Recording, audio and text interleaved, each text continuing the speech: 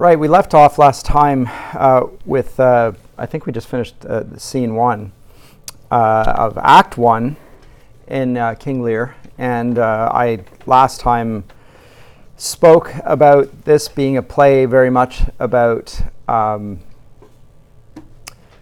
nature, of course. It is about power. It is about succession. It is about virtue, and above all, it's about what the basis for that power and authority reside in. What exactly do they reside in? I said last time, and I think it's actually an observation, it just came to me. I don't have it in my notes, and I hadn't read it anywhere, although I'm sure somebody has said it somewhere, because there's so much in the way of Shakespearean criticism. I'm sure someone has said it at this point. But the challenge here is that Lear uses the principle of equality to divide the kingdom. It's that principle of equality which levels the playing field and will not allow him to consider the merit of his daughters. It won't allow him to consider, let's say, often in monarchies, the throne will pass on to the firstborn, which would be then an appeal to nature. You're the firstborn. It's just the way it is. It's divine justice. Firstborn inherits. He's not going to do it on the basis of merit. If he did that, then it would pass on to Cordelia, even though she's the youngest of the three. He's not going to consider that either. Instead, he's going to use this almost like a play. There's a little play. They're going to act. It's a staged performance, and they're going to profess at that point how much they love him. And it is a sort of profession of love. But it's also, and I emphasize this, it really is a virtue signaling contest in which nobody there, including the sisters, believes what they're saying. But Lear insists that they go through this rite, and at the end of it, he's going to reward them. Well, this is just pure willfulness on his part. And when he does this, he falls into a certain view of what authority, because it is ultimately about authority. Wherein does authority lie? There are some that say, if God says it, it is good because God says it. That's called divine command theory. And Lear presents himself in that way here. I have said that this is how it's going to be, therefore this is how it's going to be, and it's good and just and right because I said it. And Lear then exerts his will in this situation, but he divorces his will from morality, from virtue, and from nature. And that divorce between his will and virtue and nature is going to become pronounced. They'll be divided. So the kingdom is divided in three, which is already, in some ways, a blasphemous act. It's certainly a crime against reason and a crime against the natural order, because in the natural kingdom there is a sort of a monarchy there, as Shakespeare will acknowledge. There are certain apex predators and so forth, like a hierarchy within the natural realm. But it's also dividing the will from the voices of reason and the voices of virtue. And the scene concludes with Cordelia, who is a virtuous young woman, whom we love right from the outset, banished from the kingdom, and Kent, his loyal servant, equally banished. Now these are individuals there, for sure, and they're not, we have to understand them as characters, but I think they represent even further than that, a divorce. There is no virtue allowed in this kingdom. And there's no reason that's going to take place here anymore. It's just going to be a pure battle of wills amongst the daughters, in which virtue and all stability and order is ignored. So anarchy is brought into the kingdom right at the outset by Shakespeare. Now, if you wanted to read it in a sort of a psychological way, you might say that the characters reflect aspects of Lear's own consciousness. This exertion of his will is the first symptom of what we see full-blown in Act 3. He's lost his mind. He's mad. And to be mad is to will a reality at odds with any recognizable common good. But that's what he does here. He rejects the common good. And so I said, this play is really, in some ways, a wonderful illustration of what happens after the Enlightenment, which is an age when voluntarism rises, and when the idea that there is a moral order in the universe is rejected by the academy. And C.S. Lewis talks about that in that book I've taught to a few of you a few times, The Abolition of Man. He talks about how the moral order is no longer considered to have objective validity. It's just a subjective opinion. You say it's good, well, that's your good, but that's not the good, right? Or you find that beautiful, but that beauty's in the eye of the beholder. There is no such thing as beauty. Likewise, justice. There is no justice. There's just justice for you and justice for you. And then identity politics, which arises out of that. So the play really depicts a kingdom in which that is played out. I'm obviously, I don't mean to read it anachronistically and say he's talking about today. I'm just saying I think that is the sort of thing that he's describing here. One final comment on that before I go further. On this, the character of Cordelia, who has the fewest lines in the scene, and yet the most complex subtext. Hard for an actor in that scene for Cordelia to, how do we, because we don't know anything about Cordelia. We haven't read Holinshed's Chronicles. Maybe Shakespeare's audience might have, some of them might have, but surely most of them will not have. Then you have this young woman who won't act here and won't go through the ritual of professing her love for her father. How do we understand her response here? I mean, in part, we have to pick that up from the cues of others, how France responds and how Kent responds and how even Gloucester responds. They're all horrified by what's happened to Cordelia, and they admire her. So their response to some degree helps us in fleshing out her character, which at this point, with her own words, isn't really very clear. But it immediately draws us to her, and I concluded with that great profession of love by the King of France, admiring her precisely for the thing which was not evident before she refused to go through this charade, which is that she is a virtuous woman. He marries her for that, and it says something about the King of France as opposed to the King of England now. His kingdom is rooted in the appreciation of virtue. So he becomes the figure of good. And Lear is not really evil in the sense of a snarling, malicious man. It's just that he has abandoned the good. He's thrown it out. And he's thrown out nature with it and the order of things by a pure act of will. And the appeal, as I say, to the principle of equality. So that's how the play begins. And again, it is really about authority. He does have the authority, he does it. But wherein does true authority lie? That's the question. The king can do this. He does do it.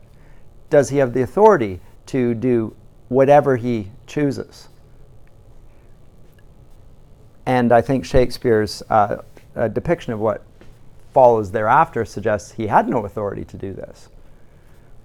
Though he had the power to do it. He didn't have the authority. Yes? Would this be seen as outrageous by Shakespeare's audience? Well, anyone's audience, actually. It's just insane. I don't even think you need to be Shakespeare's audience. I think every audience, just on the basis of the other characters' responses around him, is going to say, oh, this guy, what on earth is he thinking? And it's even in Act 1, Scene 1, it's already plain that the two sisters are just greedy and are willing to say anything to please the powers that be so that they get what they want, which already reflects badly on their character as well. Or so are they greedy or are they fearful? It could be both, by the way, or it could be either, actually.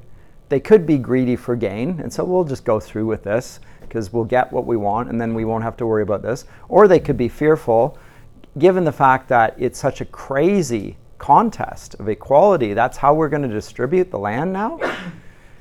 And I said last time, Lear commented the reason why when Kent tries to push back at him and say, revoke what you said about Cordelia, he says, I never changed my mind. You're asking me to overturn the act of my will, which we never do. But then we find that the king of Burgundy says, after she's declared, and then the king of France says to Burgundy, will you not have her after hearing this? She hasn't done anything. And then all he says, well, just do what you said you would do already and give me a third, and then I will marry her. Well, in other words, he has gone back on his word already. So there's no integrity to Lear even. He doesn't even hold to his own principle of I have said, therefore it is so. Unlike in the book of Esther, when the king speaks, that's it. When Cersei declares it, it is written, you cannot revoke that. It can't be changed. You're bound by your own word there. However crazy or lawless it is, that is now the rule, and you yourself can't break it. Whereas here he does that. So he is sort of mad, this pure arbitrary willfulness. That's how the play begins. And Cordelia, if you're acting the scene, it's really difficult here to externalize so the audience is aware what is going on inside of her head or in her heart. She tries in this situation to be rational, right? So in response to this irrational contest based on the principle of equality, she tries to be reasonable, but she can't be reasonable because rationality's already been banned. It would be irrational to participate in this. No good can come of it. If she does go along with it for sheerly pragmatic reasons, like he's an old guy and I'm just going to go along with it because in the end, all good, he'll have passed on his power and then we can look after him. But at that point, she would have contradicted her own integrity and she won't do it. So today you would find, this is exceedingly rare that people of integrity act with integrity. This is why people can't fathom Cordelia's character. They've never seen integrity. They've never acted with integrity probably, but they've certainly never witnessed it. But that's exactly what's at stake here. She's not going to do what she's been told to do. Even if it costs her her share of the kingdom, her husband, everything, in other words. It's all right there. And all she has to do is take a pinch of incense and say, Caesar is Lord, the equivalent, right? That's all she has to do. It's just a small thing. It's a token. Why doesn't she just do the token gesture virtue signal? That's why. She has integrity. And the King of France loves her for that. But no rationality and no true fidelity exists in Lear's kingdom. He has banished that. Now, it's going to come back to bite him very, very quickly. Because having got rid of all true familial bonds, he is now going to be left with children who are going to ignore their familial bonds. So his daughters, who we tend to despise and see as wicked, are simply operating under the conditions that Lear has established. Right? That's the order of Lear's kingdom. It's pure willfulness. And they say, of Lear he hath ever but slenderly known himself. Do they know themselves, the sisters, having abandoned virtue themselves and natural love, the bonds of familial love? How are they going to act? Well, none of the characters that are left are virtuous. So virtue is going to have to come from outside the kingdom and invade it. And we're going to observe how Lear changes in the scenes. And this is one of the things, one of my questions is, why is this called the tragedy of King Lear?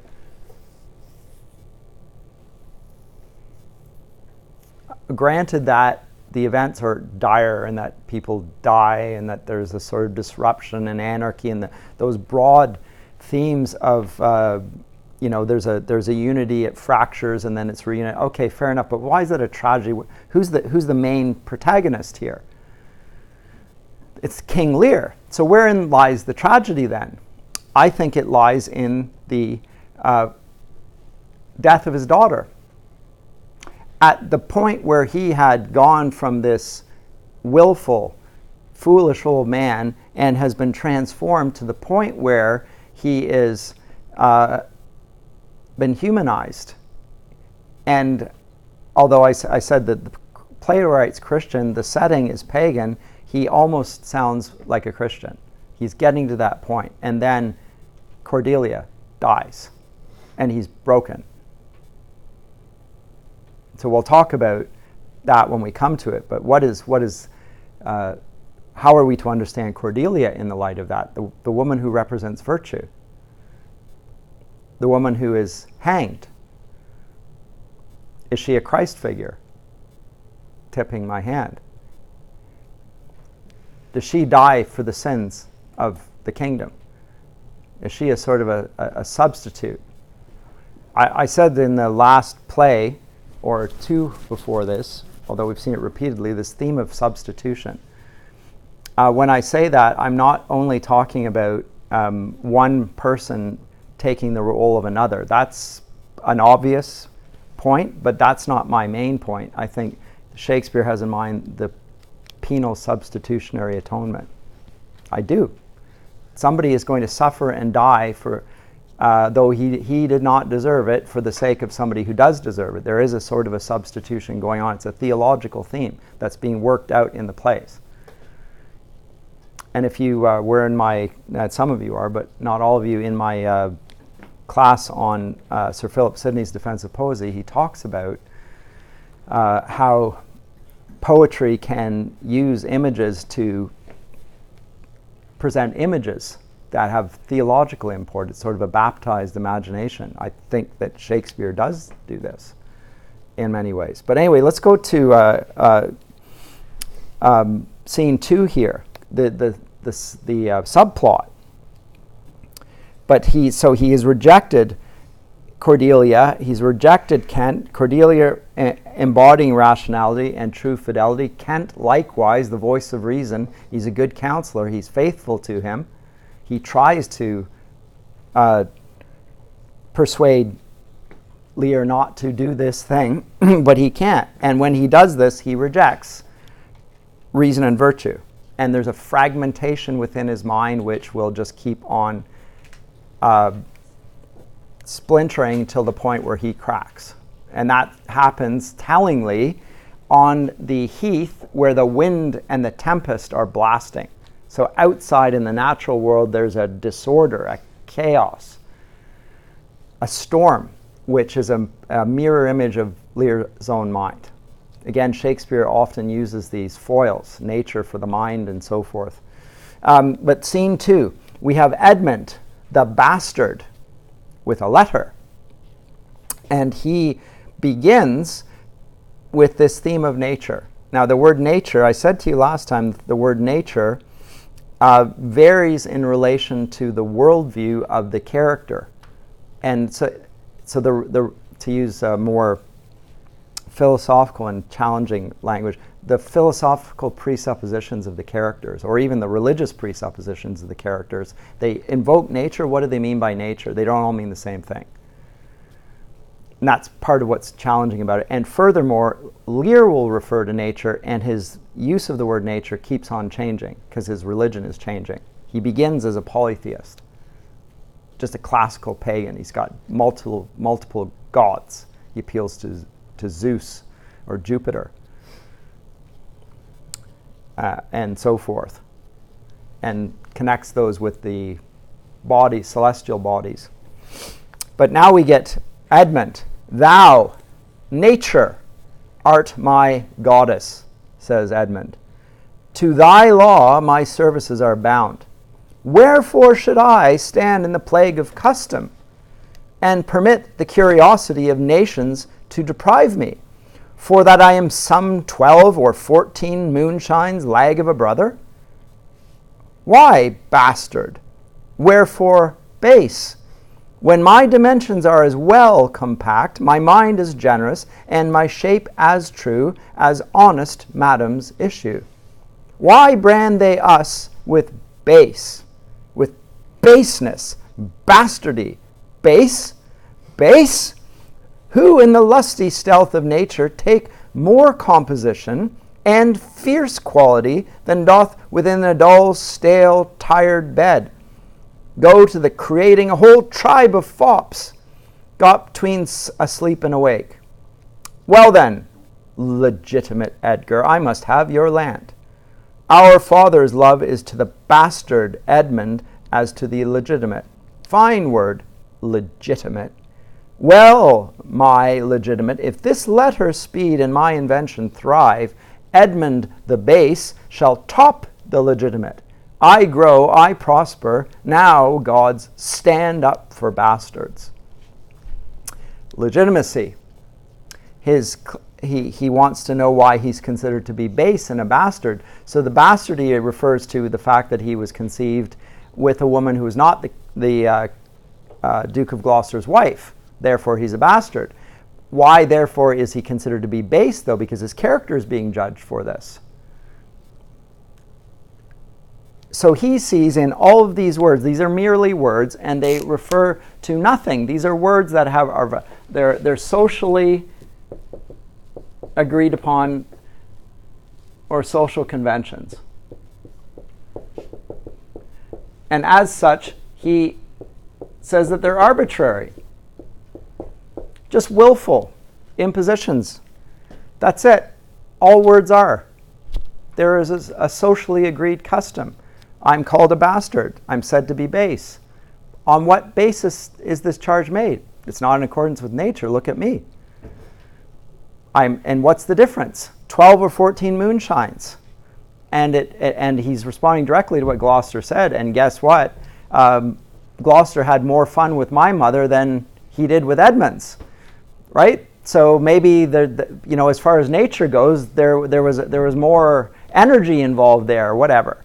But he's making a sort of crude illustrations. But the point here is that these words that are used to describe him, the words that are in the law, are simply social conventions. They have no purchase on the nature of things. The things in their essence, the things as they are, or as Augustine calls them, the race. These are signs, but they don't point to the things. They're just signs that point to other signs. They're agreed upon conventions, but there's no real basis in reality there. And since that is the case, he is going to appeal to nature, which is his will to power, ungoverned by all concepts of virtue or nature. In other words, he's a foil for King Lear, except he's a malicious one. Lear is a benign one. He intends evil. But this theme of legitimacy he raises again. Now, when I say he's a foil, he's a foil for Lear in the sense that his speech seems to pattern what we just saw in the previous scene, but he's clearly also obviously a foil for Edgar, his brother or half-brother. Edgar being legitimate and he being illegitimate in accordance with the law. Right? He's the legitimate heir, the other is not. And now he's going to overthrow them. Why would he do so? Well, it could be seen as a response to King Lear. It's reinforcing the theme. That's what the subplots often do in Shakespeare. They're playing on similar sorts of themes and reinforcing them, sometimes showing a slightly different vantage point, but it's doing that. But I think that's quite clear from the text. It's about legitimacy. Wherein lies legitimacy? Is it simply on the basis of what the king says, in which case what just happened was legitimate, but it just destroyed the kingdom, it banished virtue and nature? Is that legitimate? No, it's not. It's a bad thing. But it was legitimate in the sense that if the king says it, he has the power to do it. So it leads us to question then, if we're the audience, how should a king curtail his own judgment and his own acts of will? How should he be bound? Is his power absolute? Lear acted as if it were. But he has no power to control what happens then. In fact, it immediately falls into ruins.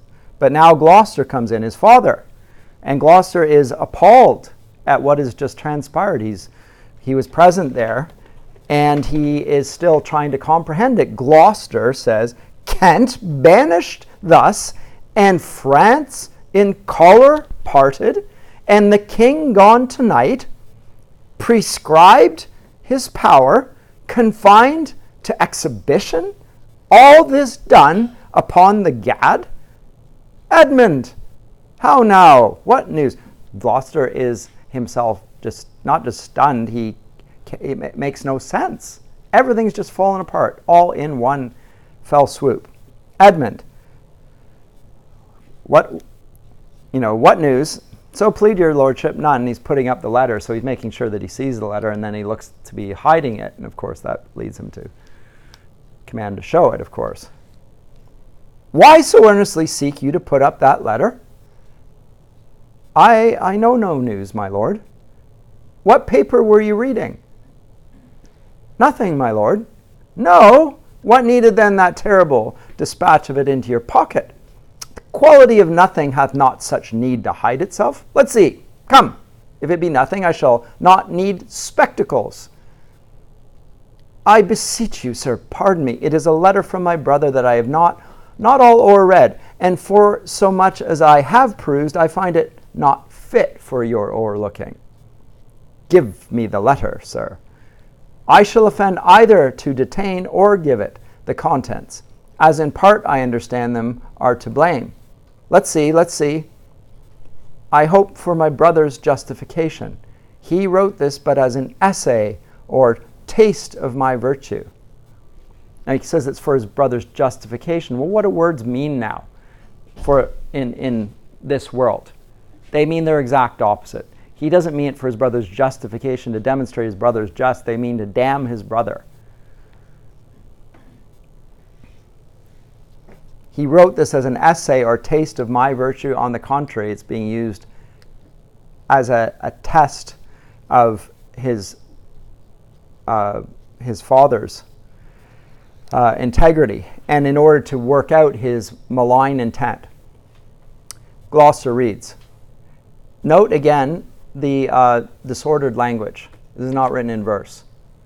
Their minds are agitated, their words are agitated, they're not speaking like the aristocrats which they are.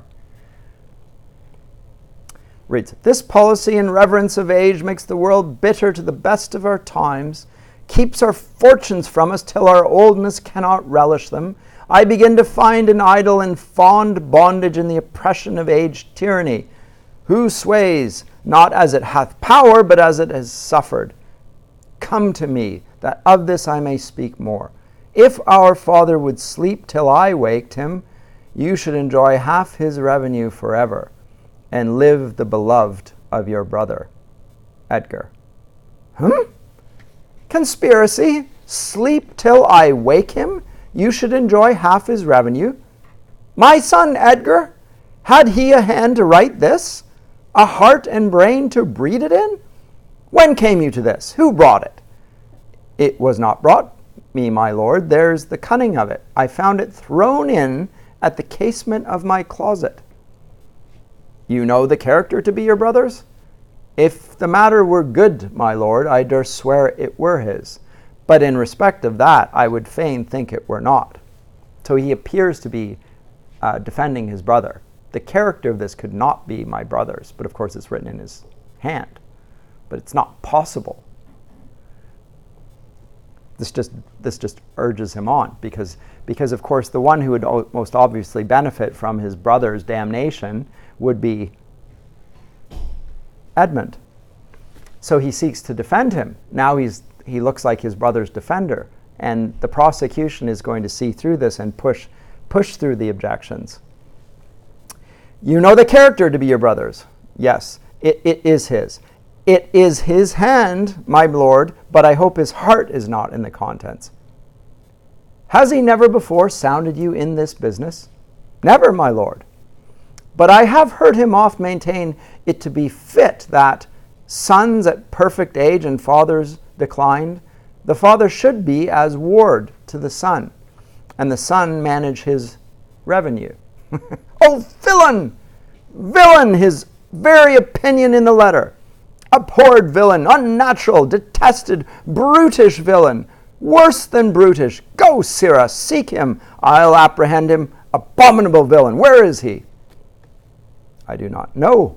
Well, no, my lord, if it shall please you to suspend your indignation against my brother till you can derive from him better testimony of his intent, you should run a certain course, where if you violently proceed against him, mistaking his purpose, it would make a great gap in your own honor, and shake in pieces the heart of his obedience.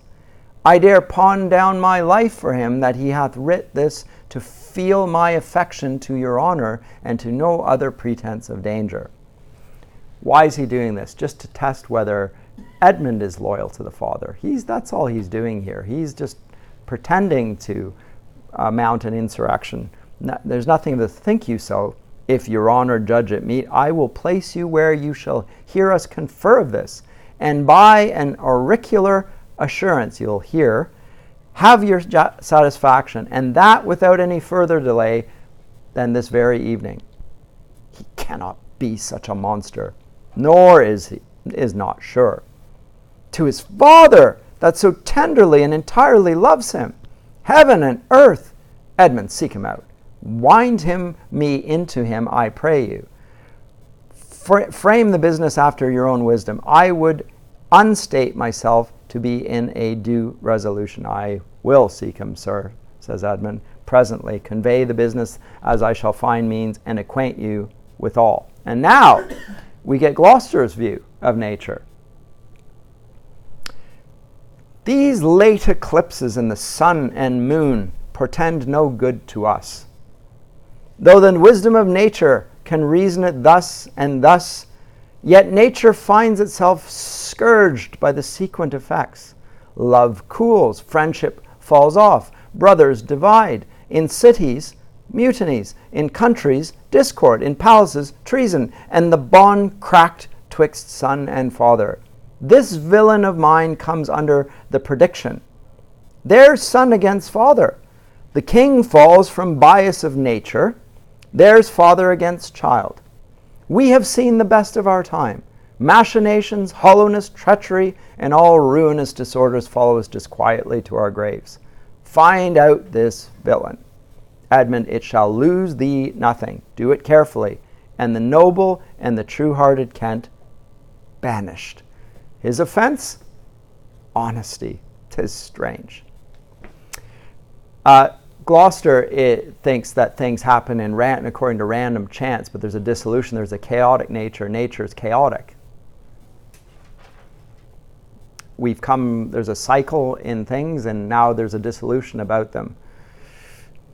Edmund's comment after he is gone, and this is Edmund, so speaking his own mind here, this is the excellent foppery of the world, that when we are sick in fortune, we're on at the height of our fortune, our height of our riches, right at that very point. Often the surfeits of our own behavior, we make guilty of our disasters, the sun, the moon, and stars, as if we were villains on necessity. So he's blaming his father. He's saying his father blames the planets and constellations. Edmund is no such character. He's not going to appeal to any signs of anything. It's all just pure arbitrary willfulness. Things aren't caused. There's no influence. There's no order of things. We just appeal to this. We appeal to something higher than ourselves. We blame the gods. We blame the planets. He said, and we make guilty of our disasters, the sun, the moon, the stars, as if we were villains on necessity. Fools by heavenly compulsion. Knaves, thieves, and teachers by spherical predominance. Drunkards, liars, and adulterers by an enforced obedience of planetary influence, and all that we are evil in by a divine thrusting on. And admirable evasions of whore-master man to lay his goatish disposition on the charge of a star. My father compounded with my mother under the dragon's tail, and my nativity was under Ursa Major. so that it follows I'm rough and lecherous. I would have been that I am had the maidenliest star in the firmament twinkled on my bastardizing. This mockery of it. He's a skeptic. He's a pure skeptic, Edmund. Didn't believe any of this stuff. We can't know these things. By the way, in Shakespeare's own day, skepticism has become more and more influential as a philosophical stance. And maybe he represents that school of thought here. But the skeptic that says we can't know any of these things. Now Edgar enters. Pat! He comes like the catastrophe of the old comedy. My cue is villainous melancholy, with a sigh like Tom of Bedlam. Oh, these eclipses do portend these divisions. Fa, sol, la, mi. Humming these notes. How now, brother Edmund, what serious contemplation are you in? I am thinking, brother, of a prediction I read this the other day, what should follow these eclipses. Do you busy yourself with that? Edgar makes nothing of that either. He's not, and he doesn't buy anything of astrology or anything like that nonsense. You busy yourself with that. I promise you, the effects he writes of succeed unhappily, as of an unnaturalness between the child and the parent, death, dearth, dissolutions of ancient amities, divisions in state, menaces and maledictions against king and nobles, needless diffidences, banishment of friends, dissipation of cohorts, nuptial breaches, and I know not what. How long have you been a sectary astronomical? Come. When saw you my father last? So Edgar is not a fool, and he is not buying any of this. Oh, come on. Give me a break. When did you buy any of that stuff? He knows his brother better than this. When saw you my father last? The night gone by. Spake you with him? Aye, 2 hours together. Parted you in good terms? Found you no displeasure in him by word nor countenance? None at all. Bethink yourself wherein you may have offended him, and at my entreaty forbear his presence until some little time hath qualified the heat of his displeasure, which at this instant so rageth in him, that with the mischief of your person it would scarcely allay. Some villain hath done me a wrong, says Edgar. Yeah, he stands right in front of you. And he did no such thing, but he's baiting him so that he will follow his orchestration. Now again, Edmund is also a dramaturge figure here then. He is functioning like the playwright. He's writing his lines. He's orchestrating the actions. He's getting him to speak in the context in which he wants to utilize him to create further action. Again, this is characteristic of Shakespeare's malign characters. We'll see it also with the Iago in the play Othello. And elsewhere we'll see it. We'll even see it in Hamlet to a lesser degree. But the idea of this orchestration by a malign figure, he is using him in that way here. But some villain hath done me wrong. That's my fear. I pray you have a continent forbearance till the speed of his rage goes slower. And as I say, retire with me to my lodging, from whence I will fitly bring you to hear my lord speak. So off he goes. Now, and I'll just leave you on this, but after he has baited him and got him ready, this is his concluding lines in that scene: a credulous father and a brother noble, whose nature is so far from doing harms that he suspects none, on whose foolish honesty my practices ride easy. I see the business. Let me, if not by birth, have lands by wit. All with me's meet that I can fashion fit. Now note the way in which the lines are presented. Reasoned. And orderly and rhyming, indeed. He has composed his thoughts and he is orchestrating the action. He is a rational agent. He's decided. He's determined. Again, those expressions can reflect either the general order of nature or that a character has made his mind up and is going to act with purpose. Scene 3, Goneril and her steward Oswald, we find there's a little bit of a time lag, and already we find that Lear is not doing very well being a subordinate, being thrown upon his daughter's graces. Goneril, did my father strike my gentleman for chiding of his fool? Aye, madam. Now, Oswald is a exceedingly malicious character, by the way. He's not a likable man by any sense. But aye, madam, he did that. By day and night he wrongs me. Every hour he flashes into one gross crime or other that sets us all at odds. I'll not endure it. His nights grow riotous, and himself upbraids us on every trifle. When he returns from hunting, I will not speak with him. Say I'm sick. If you come slack of former services, you shall do well. The fault of it, I'll answer. And then they hear the horns of the men coming back from the hunt. He's coming, madam, I hear him. Put on what weary negligence you please, you and your fellows. I'd have it come to question. If he distaste it, let him to my sister, whose mind and mine I know in that are one, not to be overruled. Idle old man, that still would manage those authorities that he hath given away.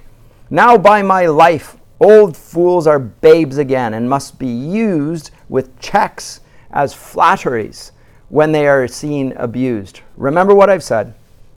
Well, madam, and let his knights have colder looks among you. What grows of it? No matter. Advise your fellows so. I would breed from hence occasions, and I shall, that I may speak. I'll write straight to my sister to hold my very course prepared for dinner. So what are the two going to do? Well, they're going to conspire against their father, and they're going to put him in his place. That's what we'll do. They don't intend true malice here. They're simply going to let him know who's boss, and they'll hold a common front. They'll act like a husband and wife, in other words. Now we have a child, an unruly child, a former king, but he's in his dotage now. He has no power, but he's going around throwing his weight around. We're going to put him in his place. We'll give him the cold shoulder. We'll show him. That's basically what she's saying. So it's mean. It's also well metered, so it's very planned. Again, once again, her mind is made up. Her thoughts are composed. But the reasoning now, it bears the superficial marks of reasoning, and it does. It's ordered speech. There's a rationality to it, but it's unnatural.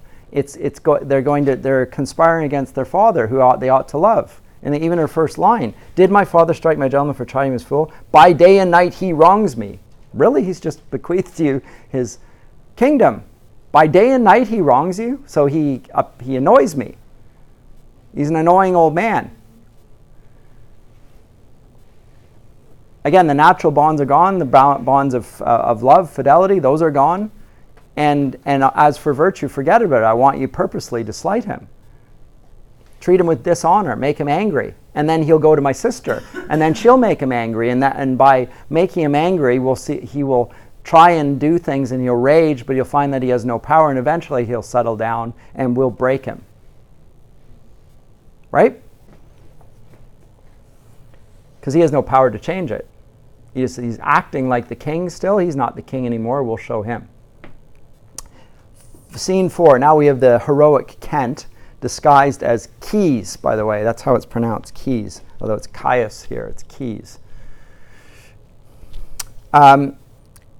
Now, so Kent comes in disguise. Now, this disguise motif we find regularly in Shakespeare's plays. We'll see it again in Hamlet. We see it oftentimes in Shakespeare's plays, the disguise, and it's used regularly in literature, for that matter, as a way of discernment. You hide yourself in order to discern the motives of others. We've just seen it actually with Edmund. He's disguising his intent by acting in a certain way. He's playing a part, putting on a role, disguising himself, in this case, Keys. If but as well I other accents borrow, that can my speech diffuse, my good intent might carry through itself, so that the full issue for which I raised my likeness. He had a beard before, now he has none. Clean shaven. Now banished Kent, if thou canst serve where thou dost stand condemned, so may it come, thy master whom thou lovest shall find thee full of labors. So he's loyal to his master even after he has thrown him out of his presence. He recognizes that the king is on his own because of his own rash act, but he's not going to leave him even though he's thrown him out. Heroic, heartwarming, horns within, Lear comes in. Lear, let me not stay a jot for dinner. Go get it ready. How now, what art thou? To Kent, a man, sir. Okay, so this, there's going to be a play on this. What is a man? What is a man? Well, a man is a creature that walks on two legs, has the capacity for reason. He could be just saying that, or I'm anyone. I'm nobody, to use Othello, Odysseus' line. Yeah, I'm just a man. But I think he means more than that. He's a virtuous man. In Latin, the word for man is vir. To be virtuous, this is a real man. Not in the sense of he-man, macho, but in the sense of a man who stands for virtuous things. I'm a man.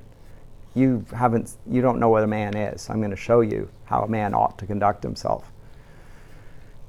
What dost thou profess? Because the answer is ambiguous, of course. What wouldst thou with us? I do profess to be no less than I seem.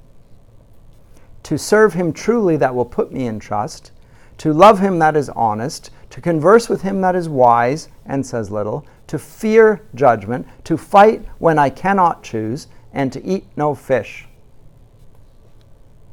What art thou? A very honest-hearted fellow, and as poor as the king. If thou beest as poor for a subject as he's for a king, thou art poor enough. What wouldst thou? Service. Who wouldst thou serve? You. Dost thou know me, fellow? No, sir, but you have that in your countenance which I would fain call master. What's that? Authority. What services canst do?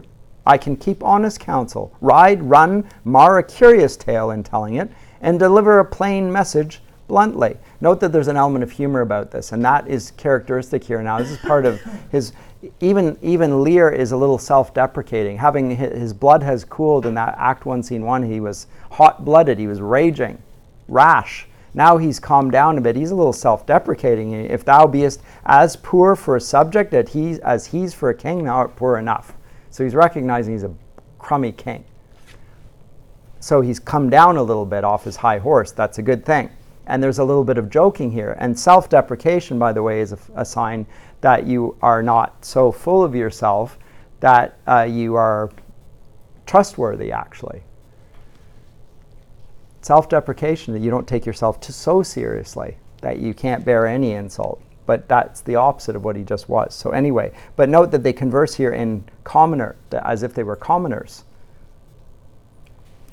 Or at least Kent does. Compare his speech at the outset of the scene to this scene.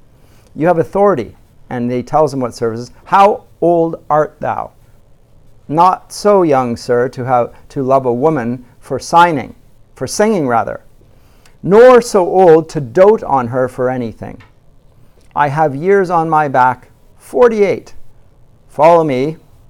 Thou shalt serve me. If I like thee no worse, after dinner, I will not part from thee yet. Dinner? Ho, dinner! Where's my knave? My fool. Go you and call my fool hither. 10 goes out. Oswald comes in. You, sirrah, where's my daughter?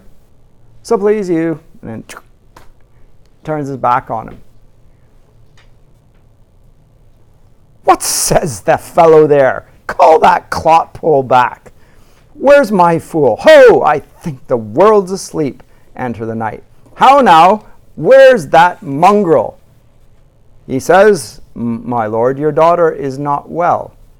Why came not the slave back to me when I called him? Sir, he answered me in the roundest manner. He would not. He would not. My lord, I know not what the matter is, but to my judgment your highness is not entertained with that ceremonious affection as you were wont. There's a great abatement of kindness appears as well in the general dependence as in the Duke himself also, and your daughter. Huh? So in other words, everybody loves you a lot less than they used to. There's not much affection here. You've worn out your welcome. Yes? So ways back, but when I was thinking about when you were talking about self-deprecating humor, is there a difference between taking insult from someone else who may mean it maliciously compared to yourself when you use self-deprecating humor, where you're actually trying to be humorous and you might not necessarily believe what you're joking about is a bad thing? Is there a difference there? Between belittling somebody and belittling yourself? Right. There's a huge difference. Right. So how does self-deprecating humor show that you're not afraid to take insult? Because you still can be afraid to take insult. Sure, true insult, but it's in a sense that you are showing yourself to be a character that has assessed the truth about your nature, which is that you are capable of, one, that you're finite, but two, that you are a sinner and capable of grievous things, and so you're willing to overlook your own, you're acknowledging your own capacity to offend people, and therefore you're not that prickly, you're likable, right? And so that I'm not a threat as well. Like I don't, so when you offend me, however it be unwittingly, I'm not going to jump down your throat. So it's a sense of self-awareness, really, that goes with the self-deprecation. And it's likable. People who are self-deprecating draw people to them because it's, this person is to be trusted. Because I sometimes say things that I wish I hadn't said, and that person's not going to kill me, slay me on the spot, because the standard of himself is so high, he never does anything wrong. That sort of thing. It's a really good quality, and Lear has it here. But of course, now the offense is willful and intentional on the daughter's part. I mean, they set out to do it, and of course, Oswald, the steward, has exactly done that. He is purposely offended in order to hurt him. That's a very different thing, and they're doing it to belittle him and diminish him. And she says, "Where's my fool? I've not seen him this 2 days." And the knight says, "Since my young lady's going into France, sir, the fool hath much pined away." The fool loved Cordelia as well. We're going to find there's a trinity here that supports Lear. The fool, Kent, or Keys, and Cordelia. All three are loyal to him. But all three have really been set aside. Now, we'll have two of them work with him here, one of them being the fool. The fool will stay with him up to a certain point, the point at which he despairs, and we hear no more from the fool.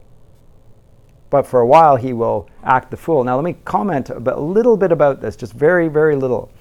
The fool in this is a feature of a court jester, somebody there who's there to remind the king of the need for a little levity. It's to amuse the king, but it's also, in a sense, to jibe at the king and keep the king from taking himself too seriously. To remember him that he has two bodies. He may bear the body of the king, but he's also a man. Remember that he's immortal, particularly since everybody's looking to him as the king.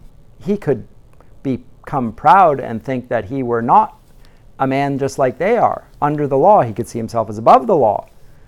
That would be disastrous. Even the ancient Caesars knew this. They had a man reputedly following in train behind the Caesar and says, "Remember that you're a man," shouting the phrase out, "Remember that you're only a man." Because Caesars would claim divinity as well. But the claim of divinity, if they believed their own publicity, would be disastrous for them. They detach themselves from all reality at that point. So they have a function of being the emperor, the God-man on earth, but if they actually should think that way, they become a tyrant and they destroy their own kingdom in the process. So that check on their own power. And that's the function of the fool. Fools ought to do that. They're there as a foil for the king in some ways to prevent the king from becoming a tyrant. Yes? I would say most of the worst Roman emperors you can think of, they forgot themselves. they took themselves entirely too seriously. He Like Nero. He wasn't only mad, he forgot that he wasn't a god. He didn't begin that way, but he became increasingly so, yeah, and drunk. And as his sins piled up, he became more and more detached and bizarre in his pronouncements and his actions. But the other thing about the fool is that there's a tradition, it's certainly strong in Russian literature, so in Eastern Orthodoxy, it even has a role in their understanding of Christian discipleship, of someone called a holy fool. The holy fool tradition, you can look it up, but that tradition suggests that in some ways, remember that Paul is foolish because it's not, the Christian does not follow the wisdom of the world. Sometimes we do things that are extraordinarily foolish in the eyes of the world. And that has a stronger role in Eastern Orthodoxy than it does in the Western tradition. But there's a sort of a, not only a liking and a tolerance, but a reverence for the holy fool. When I say reverence, it's not the point where it's not only tolerated, it's genuinely understood to have a effect of blessing the community, that you tolerate jests in the presence of very serious business. Little levity. People take themselves a little too seriously in all walks of life. So a little humor is a good thing. But so where's the fool? Well, he has pined away since the lady's gone away for 2 days. He is unhappy. He is making and in a sense, he's doing the same thing that the 2 daughters are doing. He's withdrawn his affections.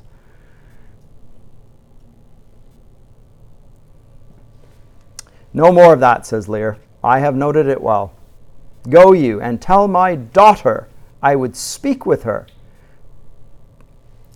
Go you, call hither my fool. Oswald comes again. Oh, you, sir, you! Come you hither, sir. Who am I, sir? My lady's father. My lady's father? My lord's knave! You whoreson dog, you slave, you cur! I am none of these, my lord, I beseech your pardon. Do you bandy looks with me, you rascals? He's looking at him, you give him right? You look in the face, you say, I am none of these, sir, and sticking his chin out. Right? You bandy looks with me, you rascal, striking him. I'll not be strucken, my lord, nor tripped neither, you base football player. And then he trips him, knocks him down. Lear, I thank thee, fellow, thou servest me, and I'll love thee. Come, sir, arise, away. I'll teach you differences. Away, away. If you will measure your lubber's length again, tarry.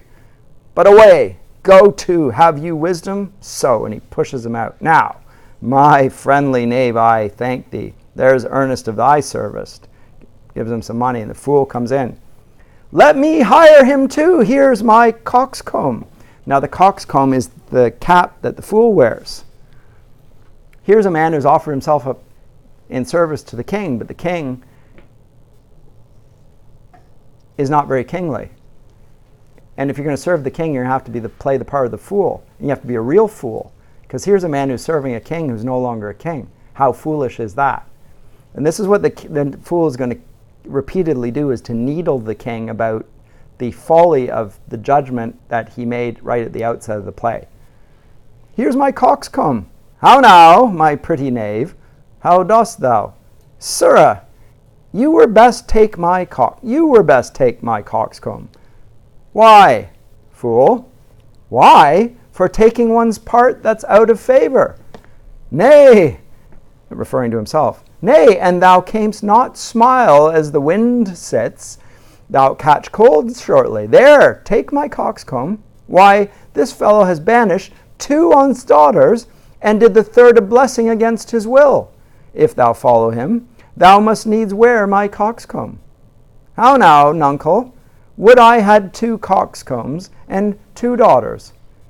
Why, my boy? Because he's used to them jesting, right? So he can say things that others can't say. And this is the part of the fool. There's a tolerance threshold for jibes that he would tolerate from nobody else, because that he never gives serious counsel, ever. As long as he sticks to the role, he is allowed to speak in this way. So he can say very serious things in the guise of jest. And this is entirely useful to the king. He's not a political being. He's not trying to curry favor. He is simply trying to do the king a good turn. Would you that you had 2 coxcombs and 2 daughters? Why, my boy, if I gave them all my living, I'd keep my coxcombs myself. There's mine. Beg another of thy daughters. Take heed, sirrah, the whip.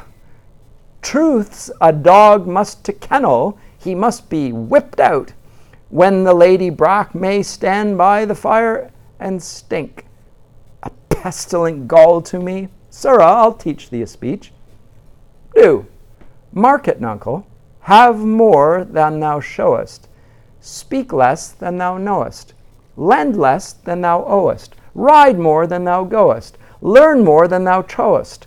Set less than thou throwest. Leave thy drink and thy whore, and keep in a door, and thou shalt have more than 2 tens to a score. This is nothing, fool. Then 'tis like the breath of an unfeed lawyer. You gave me nothing for it. Can you make use of nothing, nuncle? Why, no, boy, nothing can be made out of nothing. And then the fool turns to Kent. Prithee, tell him. So much the rent of his land comes to. He has no land left. He can't get any money. There's no rent that can be derived from him. You tell him that. He will not believe a fool. A bitter fool. Dost thou know the difference, my boy, now he calls the king my boy, between a bitter fool and a sweet one? No, lad, teach me. That lord that counselled thee to give away thy land, come place him here by me. Do thou for him stand. The sweet and bitter fool will presently appear, the one in motley here, the other found out there. Dost thou call me fool, boy? All thy other titles thou hast given away, that thou wast born with. Kent. This is not altogether fool, my lord. No, faith, lords and great men will not let me. If I had a monopoly out, they would have parted at. And ladies too, they will not let me have all the fool to myself. They'll be snatching. Nuncle, give me an egg, and I'll give thee 2 crowns. What 2 crowns shall they be? Well, after I have cut the egg in the middle and eat up the meat, the 2 crowns of the egg. When thou clovest thy crown in the middle and gavest away both parts, thou borest thine ass on thy back o'er the dirt. Thou hadst little wit in thy bald crown when thou gavest thy golden one away. If I had speak like myself in this, let him be whipped that first finds itself. And then he sings and so forth. So there's a lot of jibing about the folly of the action that he's just undertaken. A lot of wise commentary, furthermore, on the consequences of the division of the kingdom, the disbursement of his power, the severance of his authority. He has none left. He doesn't have any land to get any money from even. He's totally dependent. It's not that he's gone from being this king who's waning in his power. He's now a man without any station in life.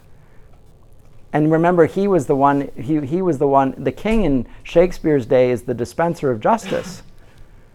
So the kingdom's fallen apart and there's no justice left. There's nobody to preside over it. It's just power.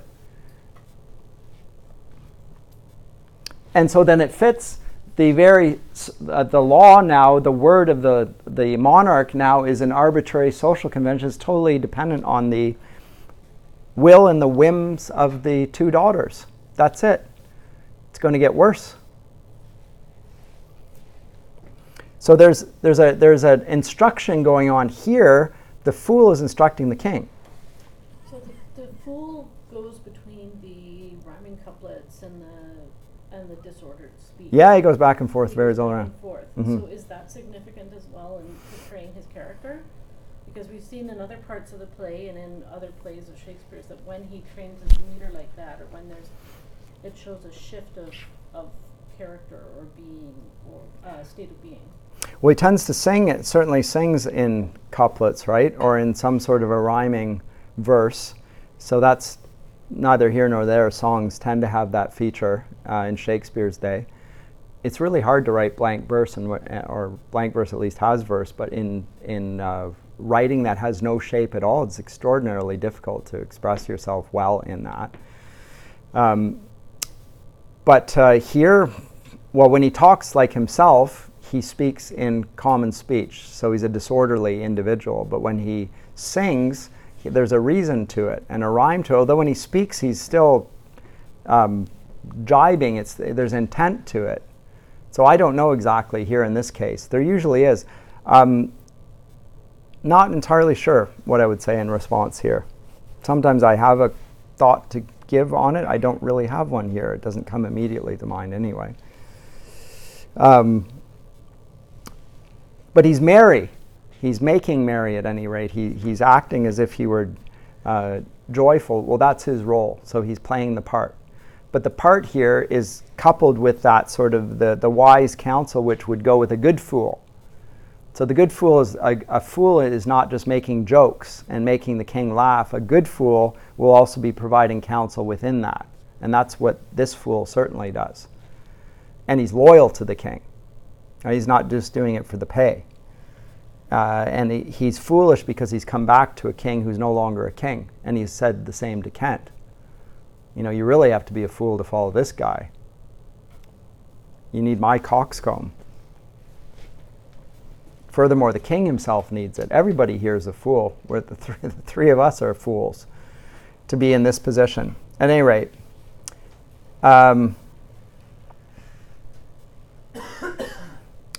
the fool, line 180, prithee, nuncle, keep a schoolmaster that can teach thy fool to lie.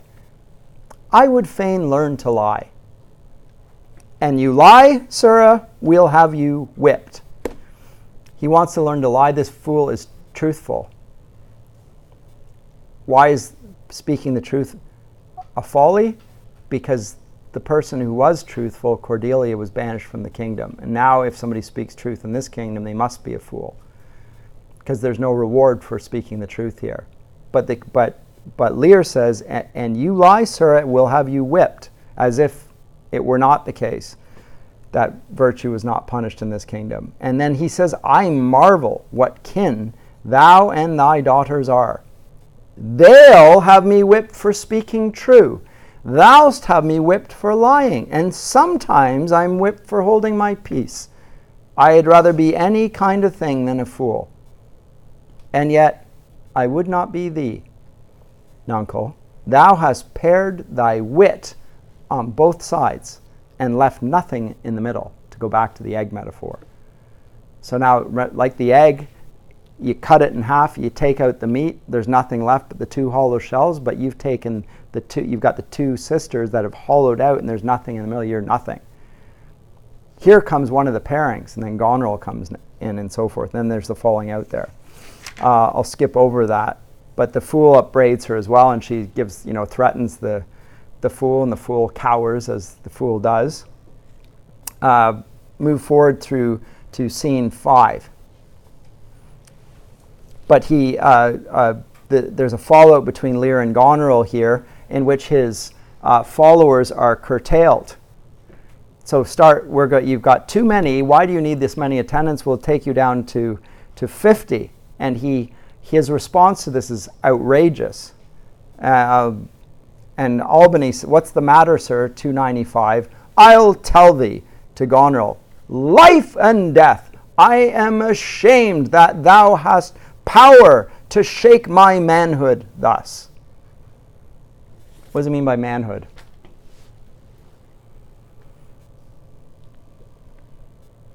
That these hot tears which break from me perforce should make thee worth them. Blast and fogs upon thee. The untented woundings of a father's curse pierce every sense about thee. Old fond eyes beweep this cause again. I'll pluck you out and cast you with the waters that you loose to temper clay. Yea, is come to this? Ha! Let it be so. I have another daughter, who I am sure is kind and comfortable. When she shall hear this of thee, with her nails she'll flee thy wolvish visage. Thou shalt find that I'll resume the shape which thou dost think I have cast off forever. Do you mark that? Goneril to Albany. I cannot be so partial, Goneril, to the great love I bear you. Pray you, content. So relationship between Goneril and Albany. Goneril wears the pants. Because he doesn't agree with the course of action here. He doesn't want, but she's goading the king into this rage, then going to throw him out. Her husband is not in agreement with the conduct. I cannot be so partial, Goneril, to the great love I very pray you content. You're not saying what I want you to say. Speak to the hand. Enough of you. What, Oswald, ho, to the fool? You, sir, more knave than fool, after your master. Nuncle Lear, tarry, take the fool with thee. A fox, when one has caught her, and such a daughter should sure to the slaughter, if my cap would buy a halter. So the fool follows after. Goneril, this man hath had good counsel, 100 knights. 'Tis politic and safe to let him keep at point 100 knights. Yes, that on every dream, each buzz, each fancy, each complaint, dislike, he may enguard his dotage with their powers, and hold out our lives in mercy. Oswald, I say. Well, you may fear too far. Safer than trust too far, said Goneril. Let me still take away the harms I fear, not fear still to be taken. I know his heart.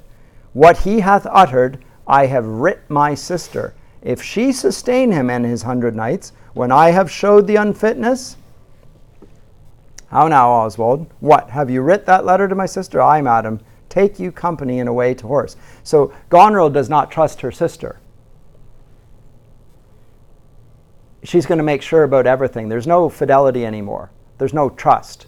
I'm going to send him there. Now, if she should give him counsel, or if she should give him harbor and take his side, I will regard this as an act of war between us. In other words, so don't think that there's any love between Goneril and Regan here. They're playing with the king here. But if Regan does not play along with the scheme, Goneril will regard this as a hostile act towards her. So there's dissension in the ranks. There's no fidelity. There's nothing left. There's nothing of trust. Note again the relations between Albany and Goneril as well. They're strained. The men here are more likable characters, but they're impotent.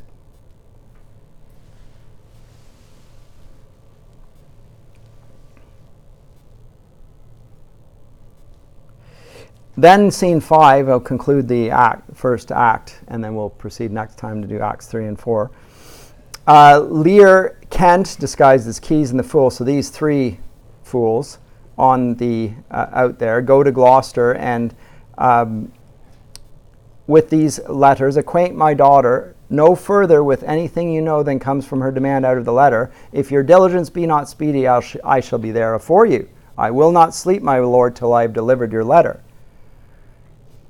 So Kent goes off, and then there's this jibing back and forth between Lear and the fool. But Kent goes off in order to bear the king's tidings before him. What we will find is that Goneril's letter gets there before Kent, and as a consequence, Kent is treated very badly. He comes and arrives and finds Kent in stocks, which is a form of torture, by the way.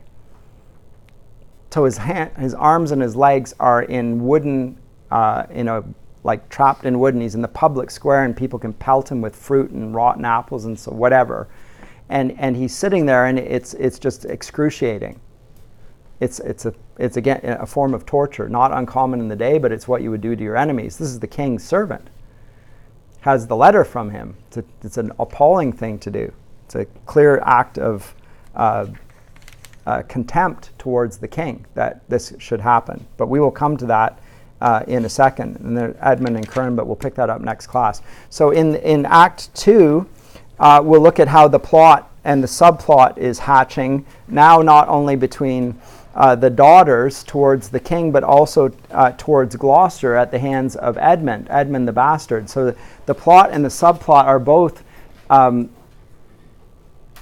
one of the, or two, but at any rate, part of the lawful heritage of the king, his sons or his daughters acting against the father. So it's a natural revolt because of this rewriting of what constitutes authority. Is it just an arbitrary thing, or is it rooted in virtue. That's what the play's really playing out. Okay?